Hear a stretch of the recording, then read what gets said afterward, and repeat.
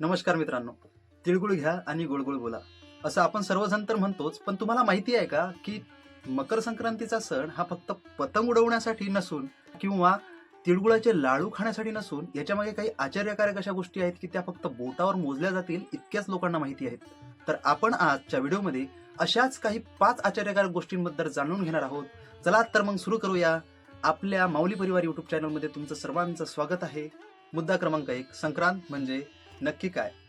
आपल्याला असं वाटतं संक्रांत फक्त एक सण, पण काही पौराणिक कथानुसार संक्रांत ही एक देवी आहे आणि ती देवी दरवर्षी काही वेगवेगळ्या वाहनावर बसून येत असते. कधी ती घोड्यावर, कधी हत्तीवर, तर कधी वाघावर बसून येते.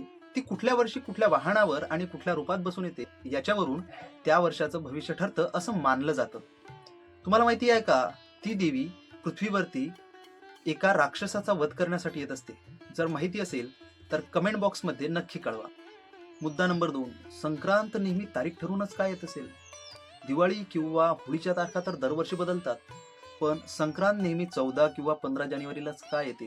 तर यामागचं वैज्ञानिक कारण असं आहे की हा सण चंद्राच्या गतीवर आधारित नसून सूर्याच्या गतीवर आधारित आहे. त्यामुळेच जेव्हा सूर्य हा धनुराशीतून मकर राशीमध्ये प्रवेश करतो त्यावेळेस आपण संक्रांत साजरी करतो. यालाच आपण दुसरं पण नाव म्हणतो मकर संक्रांती. आणि हा विशेष म्हणजे खगोलशास्त्रीय बदलाचा दिवस सुद्धा आहे. मुद्दा क्रमांक 3, संक्रांत आणि विज्ञानाचा संबंध काय? आपण संक्रांतीला तीळ आणि गूळ का खातो? फक्त परंपरेसाठी नाही, तर जानेवारी महिन्यामध्ये प्रचंड थंडी असते हे आपल्या सर्वांना तर माहीतच आहे. पण विज्ञानानुसार तीळ आणि गूळ हे आपल्या शरीरामध्ये उष्णता निर्माण करतात आणि त्यामुळे आपल्या शरीराची रोगप्रतिकारक शक्ती वाढते. यालाच जुन्या काळामध्ये लोक हिवाळ्याचा डोस म्हणून सुद्धा संबोधत असत. मुद्दा क्रमांक 4, उत्तरात्रीचा काळ आणि भीष्म पितामह. महाभारताचं एक गुपित म्हणजे भीष्म पितामह यांनी मृत्यूसाठी मकर संक्रांतीची वाट पाहिली होती. असं मानलं जातं की मकर संक्रांतीपासून सूर्याचं उत्तरायण चालू होतं.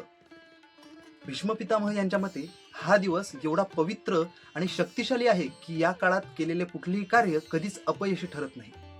एका महान योद्ध्याला म्हणजेच भीष्म पितामहांना आपला शेवट अंधारात नाही तर सूर्याच्या प्रखर तेजात म्हणजेच मकर संक्रांतीला करायचा होता. यावरून आपल्याला या दिवसाचं गांभीर्य लक्षात येतं.